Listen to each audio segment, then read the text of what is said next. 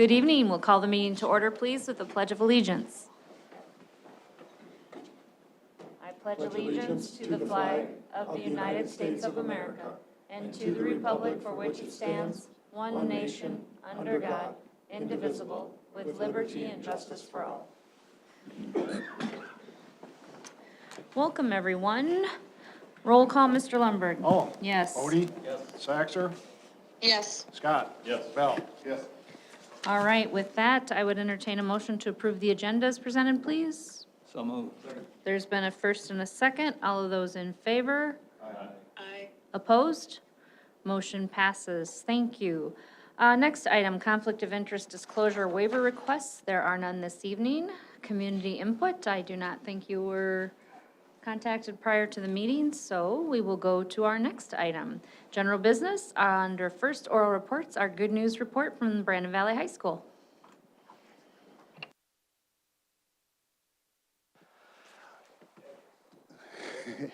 I'll be brief because I want to turn it over to them, but, Dr. Larson, if you could, that vision of a graduate picture in the bottom left. When we think about an environment that we want to create or when we have a student graduate, we definitely have the pillars lead, learn, and serve. And I think a big one that we harp on that isn't measured on any test score or anything like that is serving others. And this group here is a great example of, taking an idea from a different school, making it our own, which we always do, make it our own and make it better, and really cool outcomes. So they're going to talk a little bit about empty bowls, a project that we did, and I would anticipate that we'll do it for many years to come, but certainly they're going to be the foundation to that being even more successful in the coming years. So I will turn it over to the experts. Hello, my name's Emma Kramer. I'm co-president of the Brandon Valley Art Club Creative Minds, and I have my other co-president, this is Atticus Pike, and then I have our co-vice presidents, Reese Vierheim and Olaf Lindquist. So, during this fall, we did a community project called Empty Bowls. So we handmade bowls and then sold them along with soup to eat in and other desserts, and people got to take the bowl home that they bought home. The money we raised from this was donated to the Brandon Food Pantry. So as said before, the idea came from another high school, and we saw that it was successful there, so we decided to implement it into our own community. So Creative Minds members, we started throwing pottery back in May of 2024 to start creating. We were trying to make around 100 bowls? And we started again in the fall with new members. It brought the newer members together with us because it was something new for everybody. So besides being successful for the community and helping the community, it also helped us in our own club because we had the older members creating something new with the newer members, and it really encouraged collaboration a lot, and it was beneficial for us for meeting everybody, and we all got to learn something new. And then at the actual fundraiser, at the actual night, we had around 10 members there from us, and then a couple of the foods class members over at the food area. So there was around 10, and we were helping them find where to go for the food. We washed the bowls for them and stuff. And we think that art is a great way to bring the community together, and that is shown by our success in having $1,500 donated to the Brandon Food Pantry. Oh, and then we have bowls for everyone. So go ahead and give them out. And Mr. Nelson may have taken differentiation way too far.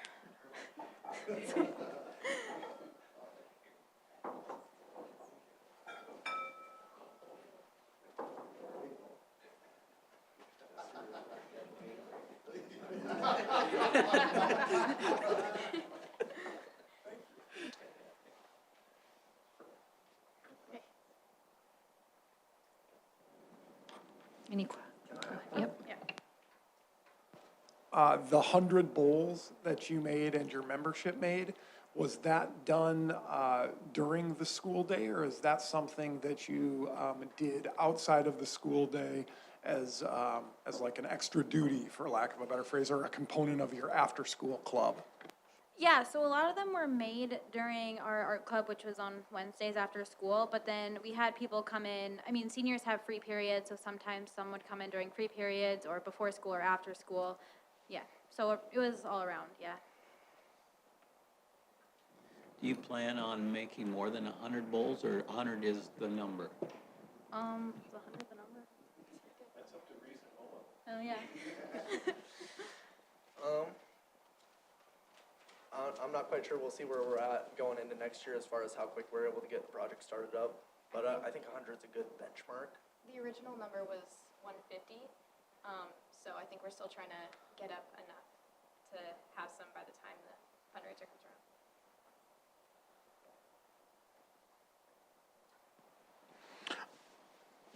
This is an amazing project. Last week I was actually in high school a little early for mid-year graduation and saw that sign and thought how awesome it is that we were trying to teach kids that someday you're gonna be part of the community. And to see that you guys are already thinking about how to be part of the community, how do you guys impact others around you is just really exceptional to see. So thank you so much.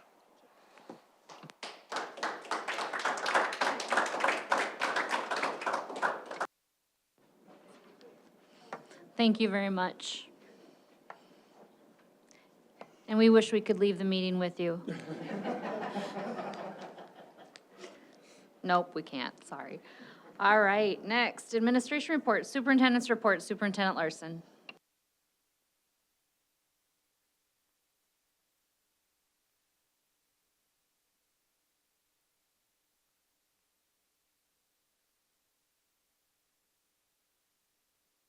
Thank you, Madam Chair. Just a couple items to update the Board of Education on here. This evening, Berkman Valley Elementary School progress continues. Was out this afternoon. The roofing is going on the gymnasium. Almost all of the precast panels are set on the transportation department facility. And I would tell you there is some masonry work that has been completed to this point as well. Included in the superintendent's report is a link to that elementary school website, and you can find images and floor plan and those respective items there. So that's also out for the respective community. No update or change to the respective timeline. Looking forward to having that open in the fall of '26.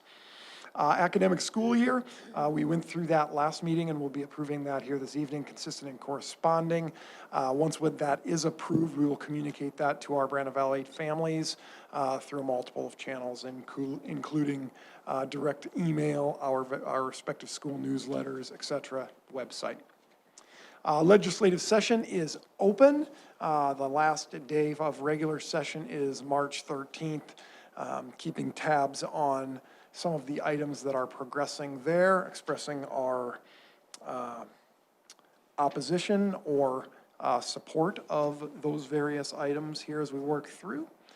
That would note that I will be out in Pierre next week on Wednesday specifically for legislative work.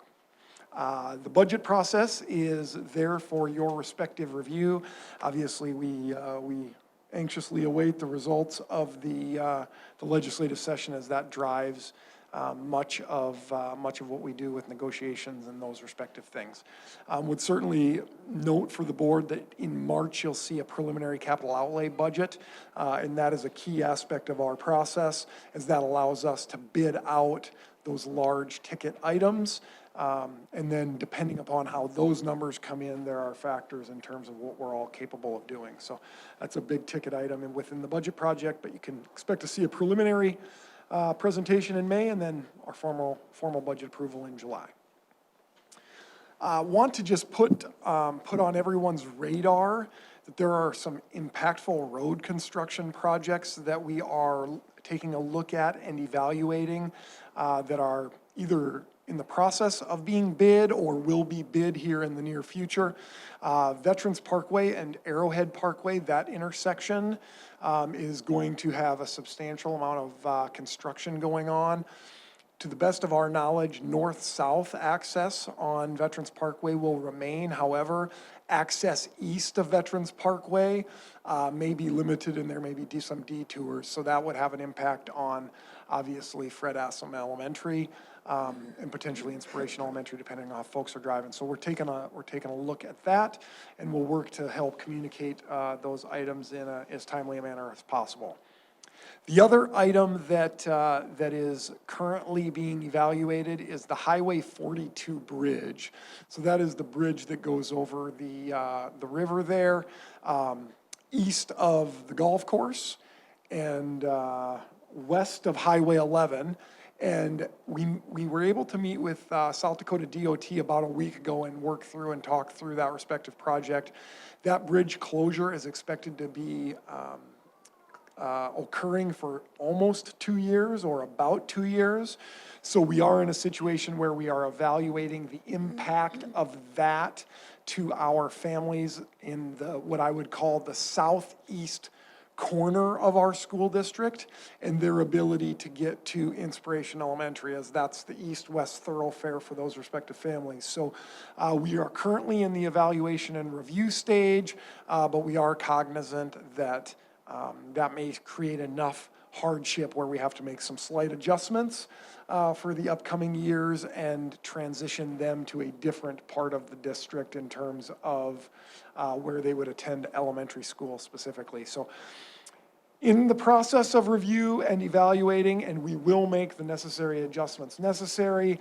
I anticipate if those adjustments are deemed to be necessary and appropriate, you can probably like to see that towards end of March or middle of March, end of March, beginning of April. We'll communicate that out to families as we evaluate building capacities, available space, best opportunity for routing and avoidance of those respective things. But we all know that we have an interstate exchange that's been under construction. South Dakota Highway 11 in the course of the next few years is going to be under construction. So it's great to see the investment in our community and the infrastructure in and around our school district. But there is some level of pain and anguish that goes along with those respective projects. So be on the lookout for more information in terms of necessary adjustments due to road construction.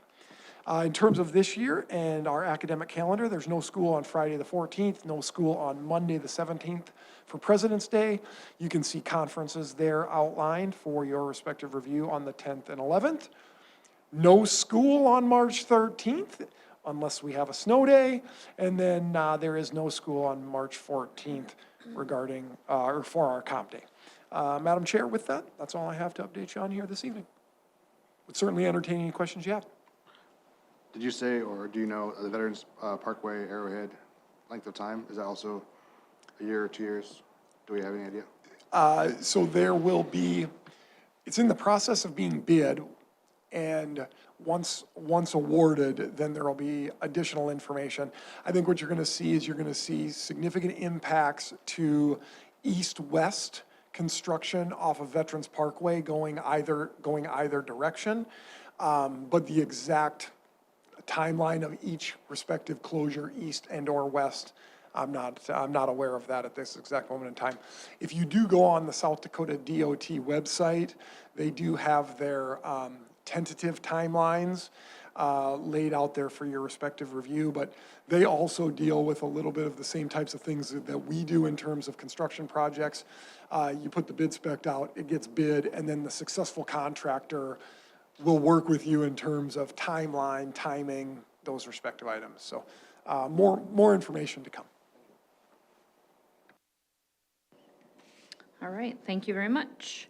No board policy tonight. Takes us to general business. Item number 1, Brandon Valley Middle School Addition Project Overview, presentation only. And I'm just going to back you up, Madam Chair, and slide you back to the administrative reports. Turn the floor over to Mr. Lundberg. We have some respective data from the Educational Statistics Digest that he would just like to comment on.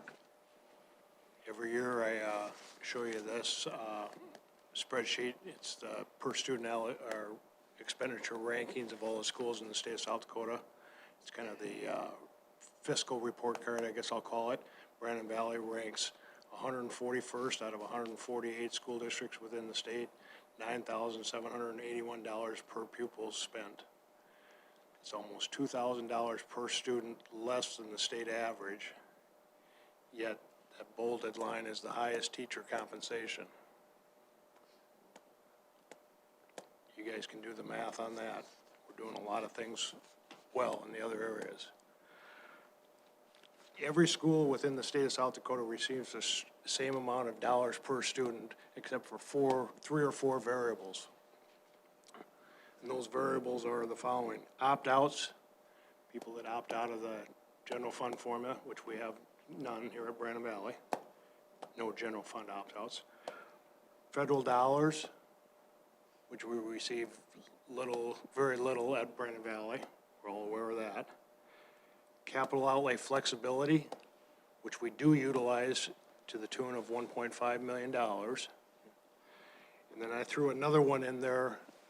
It's not really a solid variable, but it does impact, and that's what I talk about a lot during the budget hearings, and that's fund balance management and how we manage that and how other school districts manage that. That enters into the per pupil spending too. So it's basically what it is. I've listed all the schools around Brandon Valley and then the largest schools up on top. Interesting data that legislature takes a very close look at this. So behoove you guys to look at it and familiarize yourself with it. Thank you. Thank you very much, Mr. Lundberg. Appreciate all the work you and your staff do for us. All right, now we can go back to, general business item, the Brandon Valley Middle School Addition Project overview. Thank you, Madam Chair. Just want to connect on and touch base regarding the Brandon Valley Middle School Classroom Edition that we've been working on here over the course of the last few months. Before we get into floor plan overview, just want to revisit the financing overview. So our capital outlay certificate resolution for Berkman Valley Elementary was authorized at $34 million. And obviously you guys are acutely aware of the great bid and the advantageous bid that we received by utilizing the design bid process, a competitive process that yields that the public is able to glean the very best deal they can for the amount of money that they spend. So utilizing that process, obviously our Berkman Valley Elementary School bids came in very good, and we have a remaining authorized balance of almost $11 million, and we outlined a framework for additional capital outlay issuance previously, and that ultimately outlined the utilization of those capital outlay certificates, or a strong portion of those, for a Brandon Valley Middle School Classroom Addition project. So the project timeline is currently in the design phase, and we enter the winter of 2025. We are bidding the project here in the near future. I would anticipate we have a spring construction beginning cycle, and would anticipate once the frost is out of the ground, we can start digging. We will begin. The project will be under construction for the entirety of the 25-26 school year, and then we will be set and ready to open here in the fall of 2026. So the overview of that respective project, you will be getting 10 additional classrooms. Within those 10 classrooms, there are also 2 science rooms. So 8 general classrooms, 2 science classrooms. There is a kitchen expansion, a locker room expansion, a wrestling room or multi-purpose room expansion, and then also parking lot expansion. And I will throw the floor plan up on the board here in just a second. Because that is your superintendent's incredible technology work, not being able to make it fit with the software I had. So I did my best, but I'm not going to tell you it was very good. But we'll take a look at a better floor plan than that. And then I would note that there was a second phase of this project, as in our previous plans, we had outlined that we would be saving capital outlay cash because as a system that takes tremendous pride in planning, we plan for things like that when we know it's coming. So we save some resources. We have $10 million capital outlay cash that we are planning to have saved for a project, and that was planned years ago. But now that we have been able to do this because of the situation with our Berkman Valley Elementary bid and being able to get Berkman Valley Elementary plus the middle school addition for the cost of what we thought we were just gonna get the elementary school for, that frees this up just a bit. And what we've outlined here in phase 2 is utilizing $10 million in capital outlay cash savings. $5 million for phase 2 of the middle school addition, which is a multi-purpose fine arts space and a gymnasium, and then $2 million for performing arts center upgrades and maintenance, and then $3 million for renovation and remodel out at the activities complex. So let's take a look here. So floor plan, this would be just a floor plan of the current middle school along with addition. The 2 classroom additions, so the 5 classrooms that are being added, one set of 5 is going down on the southeast corner and will extend east off of the corner of that respective building. You can see there's other things located in the addition as well, such as restrooms, IT, conference rooms, etc. But the southeast corner will be one of the classroom wing additions. And then the northeast corner will also provide us the location and space for classroom wing addition. I wouldn't go into ball games and whatnot, you know, on that space. We have a restroom facility here so that folks aren't going all the way to the tennis court restroom. So that was a very nice feature and a piece of information that was, or a suggestion that was provided by a number of people. So thank you to those that brought forward that suggestion. The other item I had referenced was the addition of a wrestling room or multi-purpose space and then locker room space. That is going up here on the northwest corner of the respective facility. We do have currently a single unit garage-like space up here that will be relocated and be available for use. But this is where your multi-purpose wrestling room, large space will go. And then in addition to the expansion of those respective locker rooms to the north as well. And then you can see here is the kitchen space, and that is receiving a major addition as well, which is going to be necessary as we continue to grow and need to accommodate the, future 1,200 kiddos that you'll be able to fit at your middle school. So the CNS department will be receiving an additional space and upgrade. Included in that space is additional dry storage, freezer, refrigerator, staff area, etc. It is our intent to keep the kitchen fully operational and feed out of it during the entirety of the project. But that is a basic gist of the 4 spaces that will be added onto. I would note that it's not on this map, but it is on one of the boards in the back.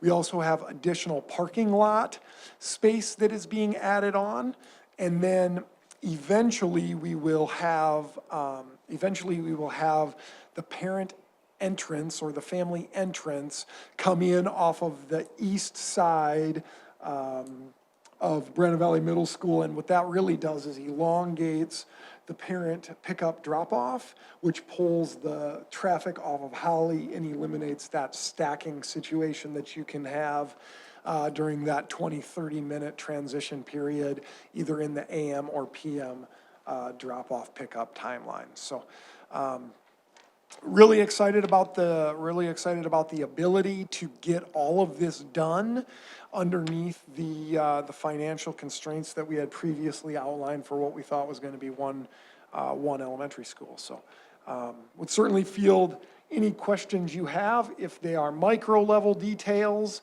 I may have to defer to another administrator, but overall, the project is coming along. Design is getting very, very close, and we'll be looking to kick it out to bid here in the very near future. Questions? Comments? Thoughts? Concerns? Quiet group. All right. Thank you very much, Superintendent Larson. With that, I would entertain a motion to approve items 2 through 6 as presented, please. Second. There's been a first and a second. All those in favor? Opposed? Motion passes. Thank you. Under personnel, I would entertain a motion to approve items 1 through 15, please. So moved. Second. There's been a first and a second. All those in favor? Aye. Opposed? Motion passes. Thank you. Item 16 is information only. Under communication, there is a thank you there for your review. Otherwise, that takes us to formal board reports. Does anyone have one that they would like to share this evening? Yes, Madam Chairman. The Safety Committee met on January 15th at 7 o'clock here in this room. Just real quick, we had an SRO update, and in that meeting, we talked a lot about the first semester, how things are going fairly well so far. We've had traditional kind of headwinds with vaping, mental health, and substance use, but overall good trends. So that was pretty good to hear. Updates to the safety manual continue every year. The administration looks at ways to keep this current and best practice, and that process continues. And you know, making sure that any area we can improve on, we do try to make that best we can every time we get new information. Then our PSA process, or every year we try to educate the students and families on different things, public safety service announcements. We talked about best ways to distribute that information to make sure it's consumed and received by the appropriate audiences. Then we closed up for our next one in May 28th. Next is the next safety meeting. Anything else, Member Scott, you to add? Good. Thank you, Madam Chairman. All right, thank you. Alternative ed, things are going okay at Teachwell from what we have been looking at. There's some more contracts coming in. It seems that the DOE never ceases to amaze us that they would like us to continue doing work for them. So kudos to Joan and her group for the work that they do for the DOE as well as for all our students. And then Child Nutrition Wellness Committee met on the 13th. Discussed some new trends, of course, regulations when it comes to sugar and salt and all those good things that, you know, make food taste good that they say we can't have in it type of thing. Anyway, no, that's, I mean, I say that tongue in cheek, but at the same time, it's very restrictive in what Director Cruz and Assistant Director Allison Eddy have to work with is amazing in the work that they do. So we're very lucky to have those two ladies here with us. Otherwise, we talked about the award that they received, and there's a wellness challenge for staff, I think, that you guys were supposed to sign up for if you think the deadline was soon, so. Anyone else have any other reports? I guess not a report, but just input. Tomorrow night's basketball game, I know there's teacher appreciation for the ball players to acknowledge their favorite teacher, so looking forward to all those that have led the way and obviously helped my boy through school. Thanks. Thank you very much. With that, it looks like that takes us to the end of our scheduled agenda. I would entertain a motion to adjourn, please. Second. There's been a first and a second. All those in favor? Aye. Opposed? Motion passes. Thank you, and thank you everyone for coming tonight.